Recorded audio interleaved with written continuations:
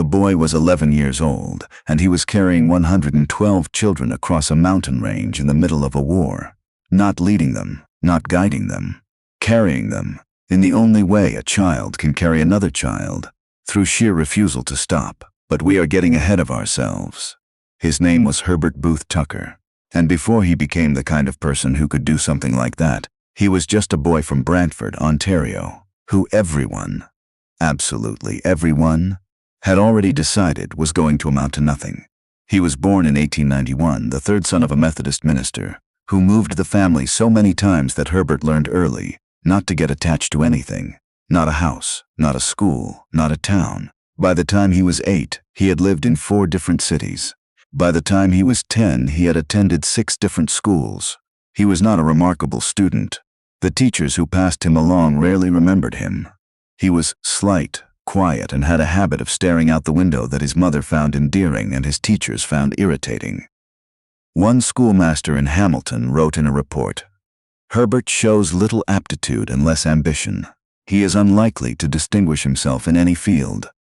His mother kept that report, not to shame him with it. She kept it the way people keep things they intend to prove wrong. Her name was Ruth Tucker, and she prayed for her sons the way some women quilt, methodically daily, one stitch at a time, never rushing, never doubting the pattern would eventually appear. Every morning before the house woke up, she was in the kitchen with her Bible and her cup of tea, and she was asking God to do with Herbert what she could not see her way clear to imagining. She didn't ask for wealth. She didn't ask for fame. She asked that God would find him useful. She never lived to see the answer. She died of influenza in the winter of 1903, when Herbert was 12. And in the months that followed, something went very quiet in the Tucker household. His father grieved in the way that ministers sometimes grieve, outwardly composed, inwardly hollowed out. His older brothers found ways forward. Herbert was on the street, not in a dramatic way. He didn't fall into crime or ruin. He simply drifted. He took odd jobs, delivering coal, sweeping out a hardware store on Colborne Street, running messages for a telegraph office. He read when he could.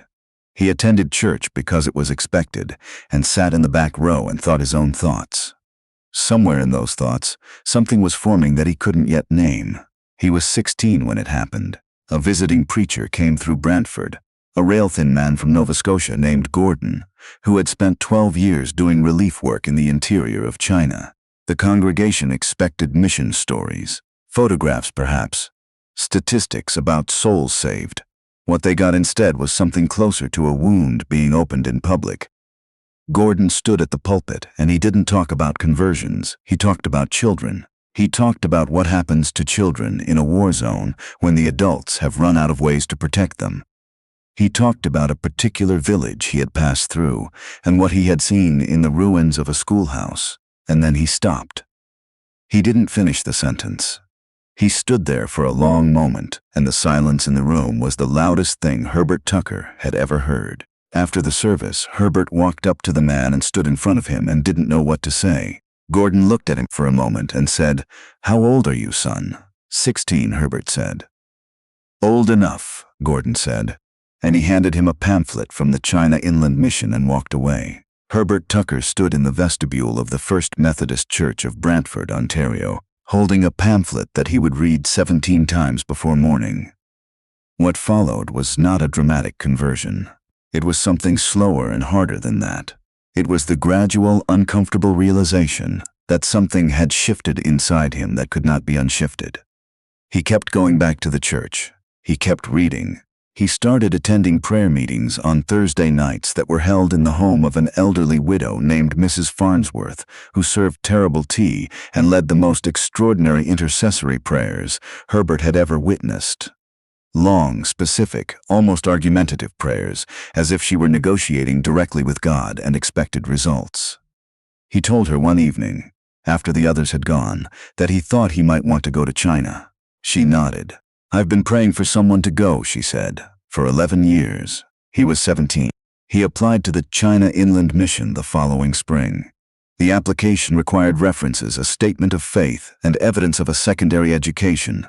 At least in part, Herbert had left school at 14. He submitted his application anyway, explained his educational history honestly, and waited. The letter came back in 6 weeks. They were grateful for his interest.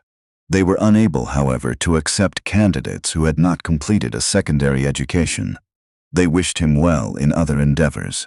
He read the letter twice, folded it, put it in the same box where his mother had kept the schoolmaster's report. He applied again the following year, this time with a letter from his church elder and 3 additional references.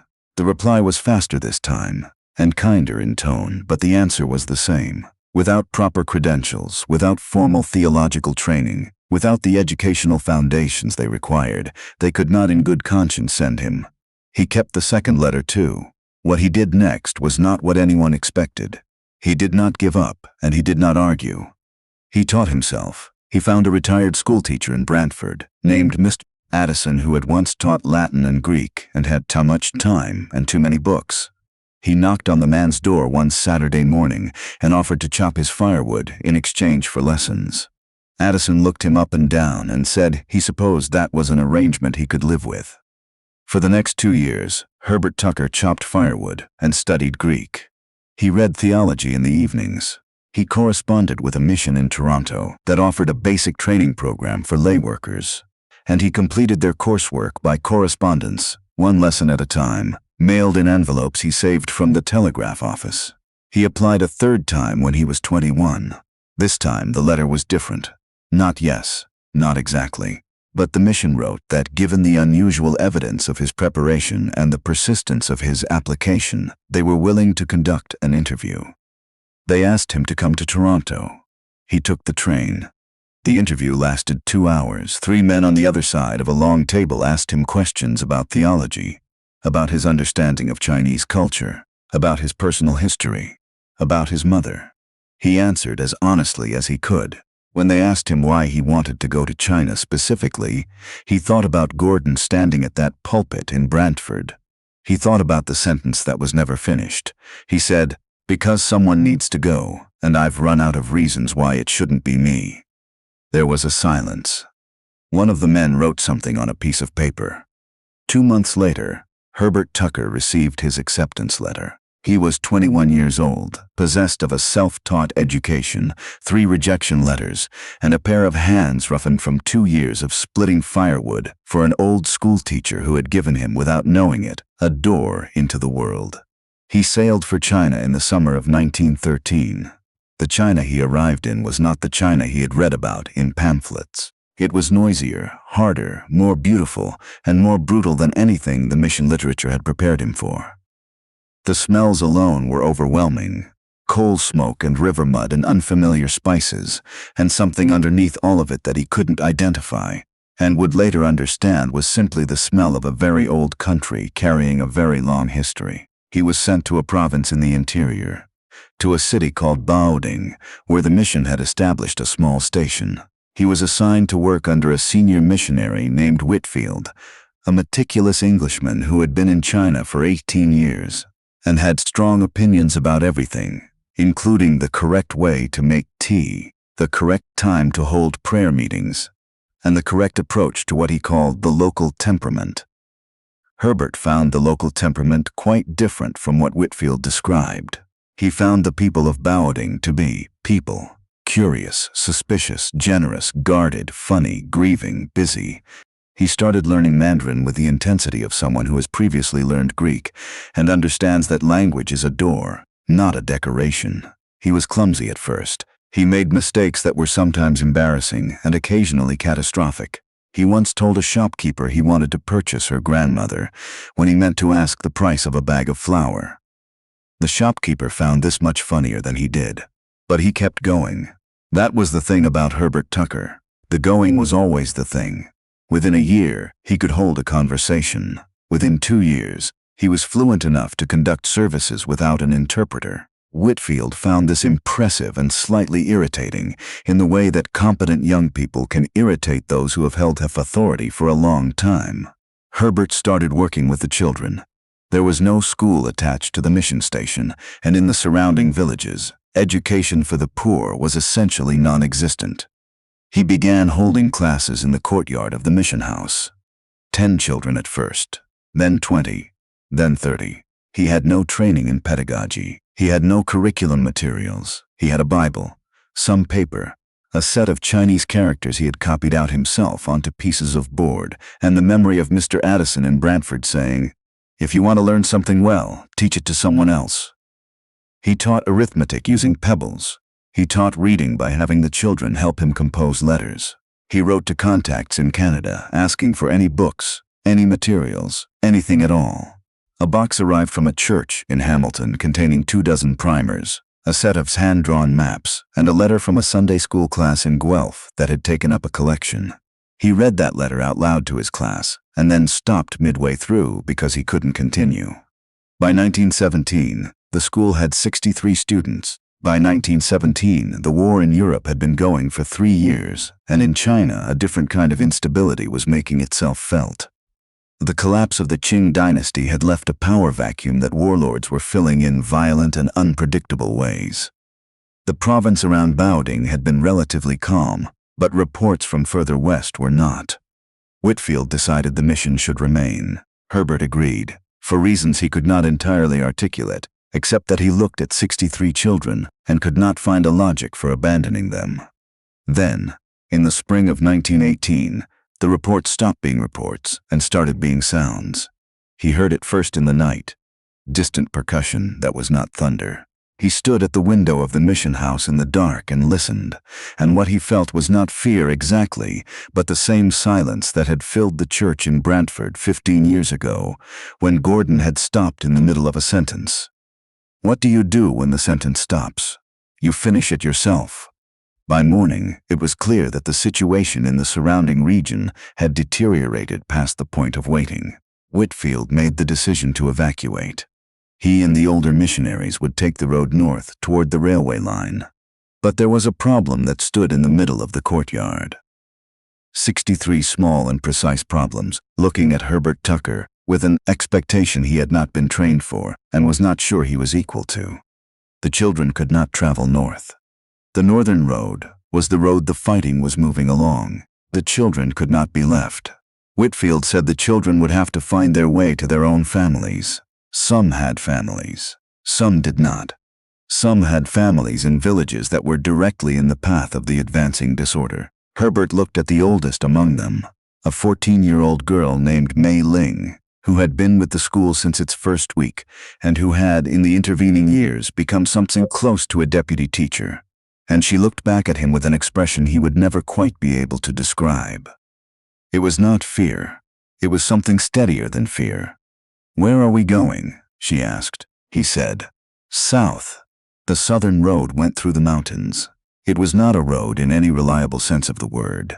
It was a path that local farmers used to move goats and carry wood.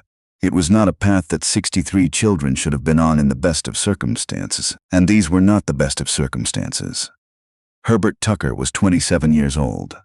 He had no military training, he had no survival training. He had a working knowledge of the Sermon on the Mount, conversational Mandarin, and the memory of his mother's early morning prayers in a kitchen in Ontario. He took 63 children south through the mountains. What those 12 days were like is almost impossible to reconstruct from the outside. It is possible only to collect the pieces. The youngest child in the group was 4 years old. His name was Wei, and he cried for the first 2 days with a constancy and volume that Herbert found both heartbreaking and slightly miraculous, because it meant he was still breathing, still present, still there. The older children, the 10 and 12 and 14-year-olds, did something extraordinary. They organized themselves. Without being instructed to, they sorted into pairs, each older child taking responsibility for a younger one. Mei Ling took Wei on her back and carried him for the better part of 3 days. Another boy, a 12-year-old named Chen, who had never shown particular leadership qualities inside the classroom, became the group's pathfinder. Moving ahead to check the route, coming back to report, quietly and efficiently without drama. Herbert walked at the back. This was not strategy. It was the only thing that made sense to him. He needed to be able to see all of them. He needed to be the last one through, the last one across, the last one at every difficult place, so that no child could be left behind without him knowing. His feet blistered by the 3rd day. He said nothing about this. They ran out of food on the 5th day. There had not been enough to begin with. He had packed what the mission house had, which was not much, because the mission house had been operating on reduced supplies for months. They found water from mountain streams. They found on the 6th day a village so remote that the violence had not yet reached it, and the villagers, 7 families, perhaps 40 people, looked at this procession of 63 children and 1 foreign man and then, without extended deliberation, began to bring out food. Herbert Tucker sat down in that village square and cried. He tried to do it quietly, with his back turned, but Mei Ling saw him and sat down beside him and said nothing at all, which was exactly right. They rested for 1 day. On the 12th day they came down out of the mountains and into a town large enough to have a telegraph office. Herbert sent one message to mission headquarters. It said arrived south with 63. All living. He did not write about the blisters. He did not write about the night on the 8th day, when one of the younger children had developed a fever, and he had sat up until morning pressing cold cloths to her forehead and reciting every psalm he had ever memorized, in both English and Mandarin, because he did not know what else to do. She survived. He did not know why she survived, except that she did. He did not write about what it felt like to count 63 children every evening before dark, the way his mother had once counted things, methodically, one at a time, never rushing, trusting the pattern would hold. He went back. That is the part of the story that requires a moment to sit with. He went home to Brantford in 1919 for 4 months, and people who knew him said he seemed different, quieter, more present, less likely to fill silence with words. He spoke at churches. He spoke at schools. He spoke at the First Methodist Church where Gordon had handed him a pamphlet 13 years before, and he stood at the same pulpit and told the congregation what he had seen. And he stopped in exactly the same way Gordon had stopped, because there are things that language cannot finish. And then he went back. He returned to China in 1920. The mission, which had relocated its station further south, gave him a wider mandate and more resources, and he used both to do what he had always done. Build a school, fill it with children, teach them arithmetic with pebbles if that was what it took. The school Suzabishtash in the city of Changsha grew to 200 students within 3 years. He trained local teachers. He developed curriculum materials that were later used by other mission stations across the region. He wrote a small handbook on teaching methods for missionaries who had no formal education training, which was distributed quietly across the mission network, and which no one made a fuss about, because Herbert Tucker was constitutionally uninterested in making a fuss. A woman came to work at the school in 1923. Her name was Eleanor Forsyth, and she had come from Montreal and had the same quality that he had noticed in Mei Ling and in Mrs. Farnsworth, a stillness that was not absence but presence of a particular concentrated kind. They were married in Changsha in 1924 in a ceremony attended by, among others, 63 of Herbert's former students, now young adults, some of whom had traveled considerable distances to be there. Mei Ling gave a speech. She talked about 12 days in the mountains. She talked about a man who walked at the back. She said, he was always the last one through, so none of us would be left. Herbert Tucker stared at the table during this speech with an expression that Eleanor later described as the look of a man who is trying very hard not to cry in front of 200 people. He was not successful. He worked in China for another 20 years. He saw it change in ways that were sometimes hopeful and sometimes devastating. He saw the school survive a flood and a fire and 2 different rounds of political instability, and each time something essential persisted. The children kept coming. The teachers he had trained kept teaching. The thing he had built kept choosing to exist. He came back to Canada in 1945, the war finally over, his body showing the accumulated cost of the years.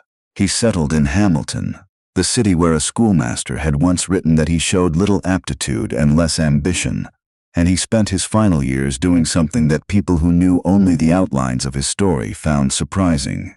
He visited schools, not to speak, not to be honored. He would simply ask permission to sit in on a class, and he would sit at the back, always the back, and watch children learn things, and when the teachers asked him afterward what he thought, he would say something about pebbles, and the teachers would look confused, and he would explain that the best lesson he had ever taught was arithmetic with pebbles in a courtyard in Baoding, and that the best education he had ever received was 2 years of Greek in exchange for firewood, and that in his experience, what children need most is not a perfect system.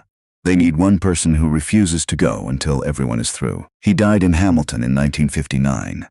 He was 68 years old. There was no monument, no biography, no documentary made of his life for many years. He had requested a simple service, and he got one, attended by former colleagues, by a few aging mission veterans, and by a small group of Chinese-Canadian families who had settled in Ontario, and who, if you asked them why they were there, would tell you about a man who walked at the back of a line through the mountains and kept counting to 63 every night until the number was right.